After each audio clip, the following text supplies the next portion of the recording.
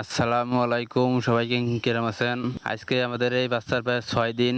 তো আমরা 6 দিন বয়সে হলো কি কি মেডিসিন দিই সেটা হলো আপনাদের এখন দেখাই দেবো। আপনারা হলো এই মেডিসিন গুলা দিতে পারেন। আমরা প্রতিবার এই মেডিসিন গুলাই দিই। আমরা হলো সকালবেলা দেবো হইলোকে B1 B2, মানে আমরা 3 প্লেয়ার ওষুধ দিই হইলোকে এখন আপনাদের দেখাই দিচ্ছি।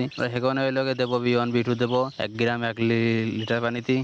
আমরা দুপুরের পানিতে দেবো হইলো AD3 1 গ্রাম 3 লিটার পানিতে দেবো। আর আমরা রাত্রে মেডিসিন দেবো ওই লগে অ্যান্টক্স প্লাস 1 গ্রাম 1 লিটার পানিতে দেবো। এই 3টা মেডিসিন লগে আমরা হইলো 3 দিন থেকে হইলো 4 দিন চালাবো।